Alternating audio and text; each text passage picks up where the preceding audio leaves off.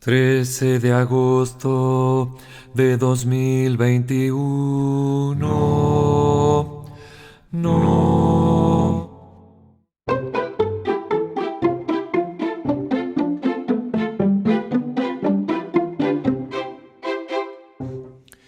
Temporada 2021, capítulo 16. El podcast de Los Galenos del día de la fecha contiene un editorial de Raúl Jiménez que insiste en cuestionar sin éxito la sobrevaloración del presente. Hay además un capítulo breve pero intenso que aparenta ser un esquicio para los más pequeños, denominado Palabras brotaditas o palabritas, responsabilidad del niño Ariel. También encontrarán la canción Sextinas Pandémicas de Sergio Korn, a cargo del trío Borda Sosa Korn. Y finalmente, un alegato en defensa de la primera lectura, a cargo del licenciado Torti, titulado Tiempos Redondos. Y como si todo esto fuera poco, comenzamos.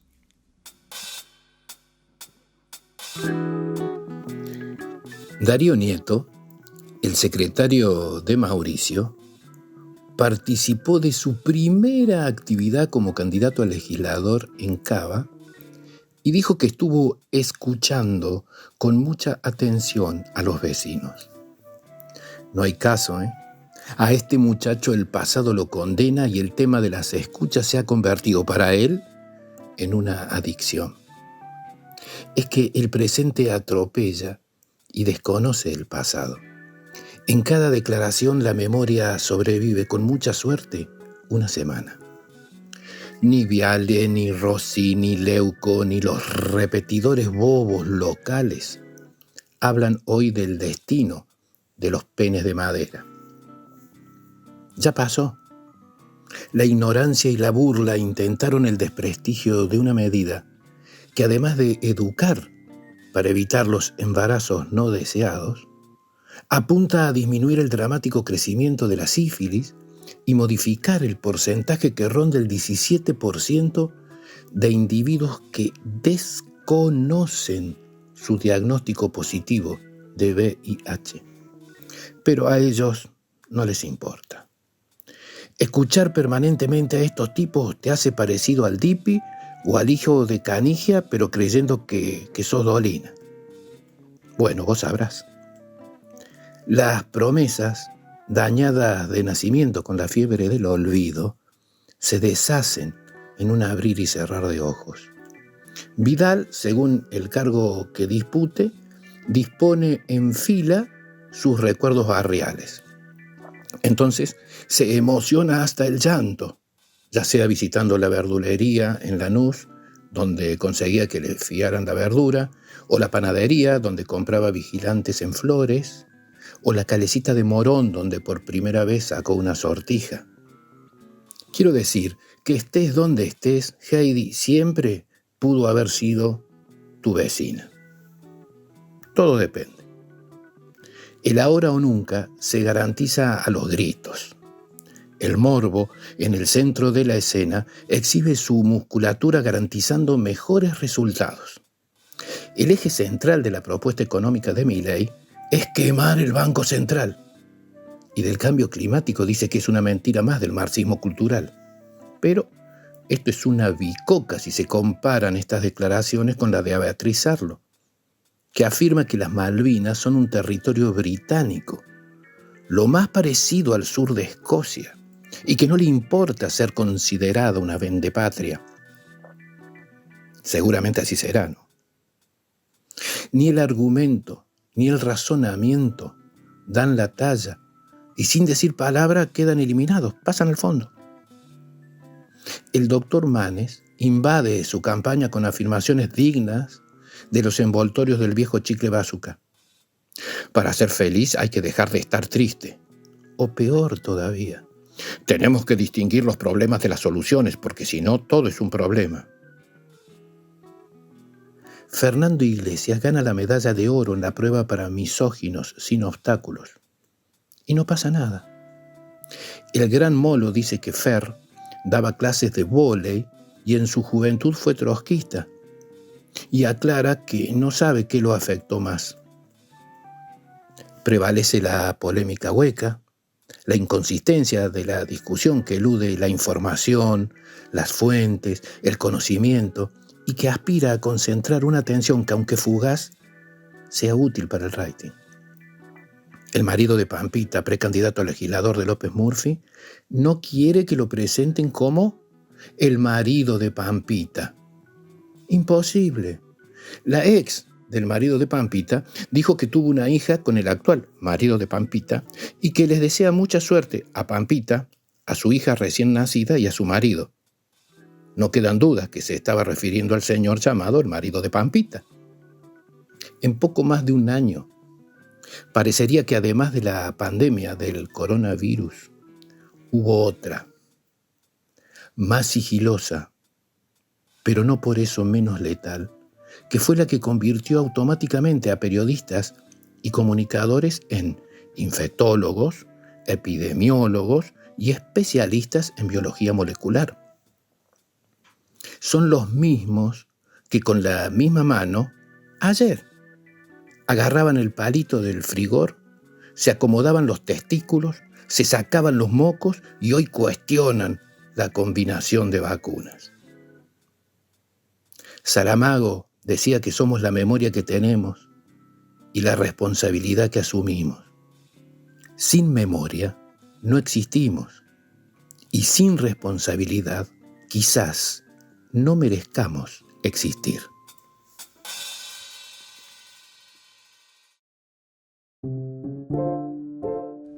En nuestro espacio, Palabras Brotaditas o Palabritas, hoy visitamos la letra A.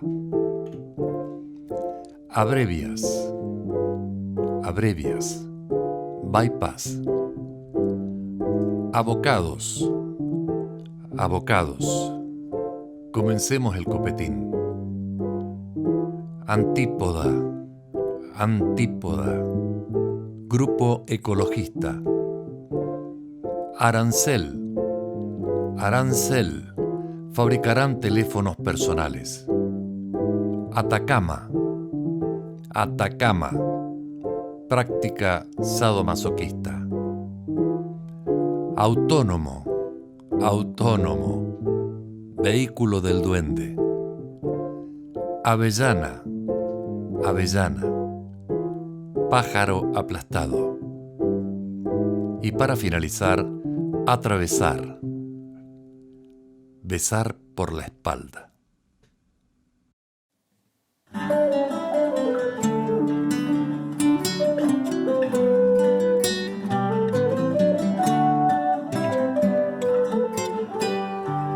Qué tragedia esta pandemia, este virus con corona.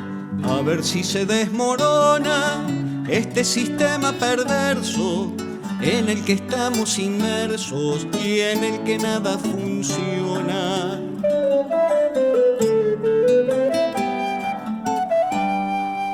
La gente está preocupada, hay temores por doquier y tenés que obedecer, cumplir con la cuarentena. Aunque sea una condena, si ya no sabes qué hacer.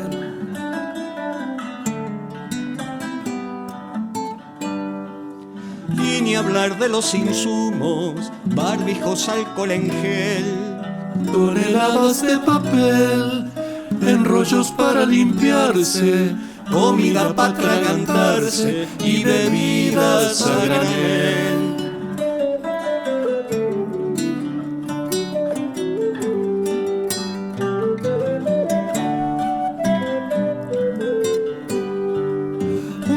Nada menor es el de la convivencia.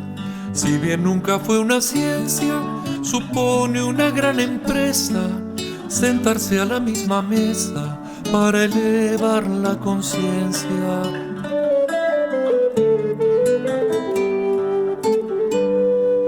Apareció de repente en un lugar de la China con una astucia supina. Ahí nomás se disparó y después se propagó por las fronteras vecinas.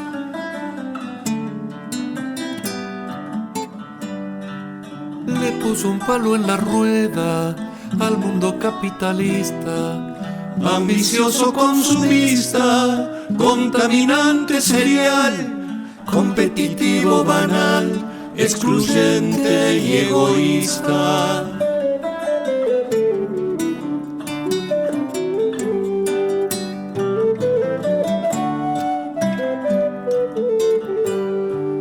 El bicho vino a decirnos, como en una enciclopedia, que no existe peor tragedia que el egocentrismo humano. Ya nos daremos la mano cuando acabe esta pandemia.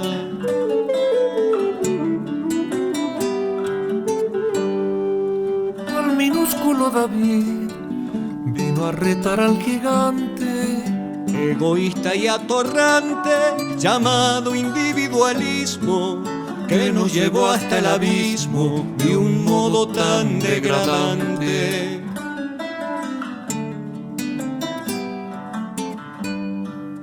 Este bicho malicioso ha venido a interpelarnos y de paso a desafiarnos para encontrar la salida, a reinventarnos la vida hasta volver a abrazarnos.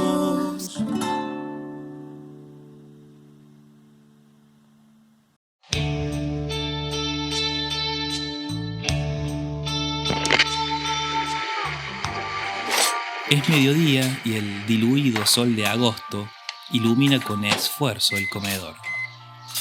Malena duerme porque el madrugón escolar le sacó hambre y le dejó sueño. Y Mariana, como todos los viernes, hace horario de corrido en el consultorio. Le grito a Juan que venga, que la milanesa ya está lista. Desde hace una semana él va y viene por la casa sin desprenderse de una biografía de los Redondos.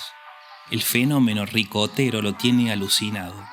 Tremendo como entró a la cocina con el libro en la mano diciéndome que no podía creer la historia que estaba conociendo. De que los tipos, sin hacer marketing... Avanzó en los detalles del capítulo mientras daba vueltas alrededor de la mesa y miraba sin mirar hacia adelante. Veo su gesticular ardiente. El cuerpo intenta acompañar su desborde narrativo. Regreso la mirada a la fuente mientras le sirvo su porción en el plato amarillo. Mi cabeza rebobina de un tirón y me quedo parado en pleno 2004. Estoy en una de las veredas del pasaje Rebol, al frente del Paseo de las Artes. Es una mañana de invierno, también de agosto. Juan había nacido en febrero y yo por ese tiempo hacía unos trabajos para el Centro de Difusión e Investigación en Literatura Infantil y Juvenil, el CEDILIG. Esa mañana fría y luego de nuestra reunión, Ceci Betoli del CEDILIG me regaló un libro para Juan. El librito estaba envuelto en papel celofán azul oscuro y tenía un moño rojo. Hermoso. Lo abrí con ello. Apareció un Federico dice no de la bellísima colección de Graciela Montes. Agradecido guardé el libro en mi mochila y mientras volvía caminando bajo las tipas de la cañada pensé en mi Juan de 6 meses y sentí que los 200 kilómetros de distancia que nos separaban eran tal vez la mejor sensación de tiempo. Yo quería volver a 1000 para materializar la entrega, para leerle, mas también hubiera estado bueno desfallecer en medio de tanta hondura vital. Me habían dado un libro para Juan que por aquel tiempo no duraba más de 5 segundos sentado sin desmoronarse a las risotitas sobre nuestro colchón gestante. Tal vez lo esté imaginando, pero ¿acaso cuál es la importancia de distinguir entre los hechos y el deseo cuando se trata de amor? Pero recuerdo regresar por la Ruta 9 hacia Belleville intentando soñar la vivencia, mientras el atardecer me empujaba hacia aquella casa que empezaba a tener sonidos y aromas de familia.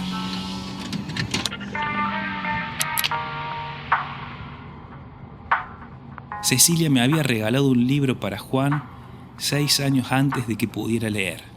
El mensaje era maravilloso. Si había que leerle por su temporaria limitación cognitiva, la lectura era entonces un acontecimiento necesariamente familiar. ¿Acaso fue aquello un bautismo literario? ¿Un ritual con un objeto maravilloso que también entraría en esos días, en su etapa oral? ¿Una inscripción a una propuesta familiar ineludible?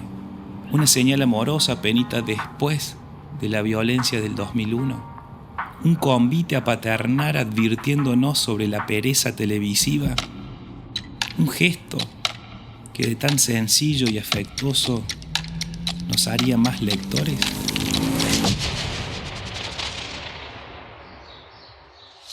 No creaba la fantasía de que el escenario se encontraba al mismo nivel del público. Me da detalles de aquella banda mientras se lamenta no haber vivido su adolescencia en medio de la misa ricotera. El almuerzo espera porque la fuerza del descubrimiento lo lleva a abrir el libro y a leerme, apoyando su 1,75 m en la ventana que da al patio de luz, un pasaje de una historia que le permite tirarse sin salvavidas a la profundidad de un fenómeno cultural único. Un puñado de páginas lo tienen agarrado de la emoción. Por eso le brillan los ojos y lee apurado, comiéndose vocales y eses, porque así pasa cuando la vibración es más intensa que el sujeto y predicado.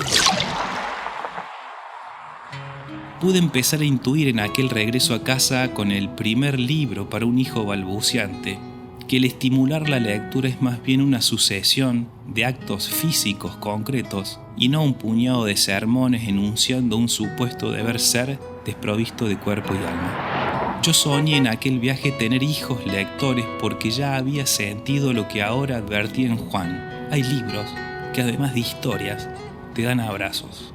Y ese descubrimiento, además de conmovedor, es la cartografía a la que uno vuelve para encontrar la salida cuando de tanto en tanto se te hace de noche en pleno día.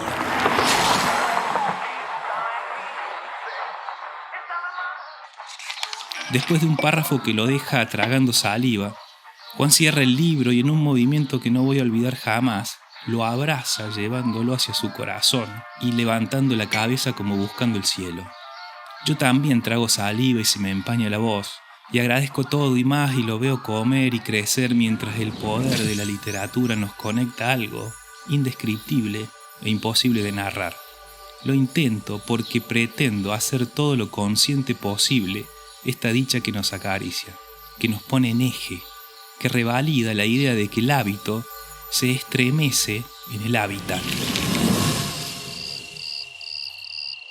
Un librito cuadrado, de tapas duras, iniciaba un tiempo redondo.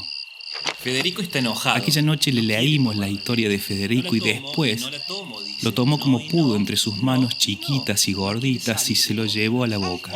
Un montón de besos babearon el libro que también abrigó a su manera y como hoy, pero 17 años antes.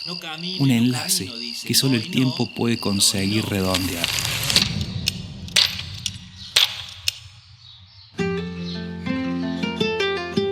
En la sobremesa le cuento mi conexión y le comparto lo que subyace en mi sentir agitado. Después de unos segundos en silencio deja el libro y mientras me abraza me dice: grande viejo, yo me arropo en su cuerpo y pido, cerrando los ojos, que el sol nos envuelva calentitos para siempre, como ahora.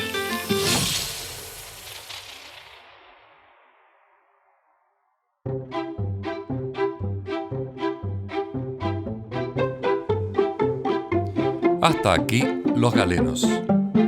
Usted nos puede seguir en nuestra página de Facebook, que se llama El Discreto Encanto de los Galenos, o en nuestra página de YouTube como Los Galenos. Raúl Jiménez, Ariel Torti y Ariel Borda los saludan. Hasta la semana que viene.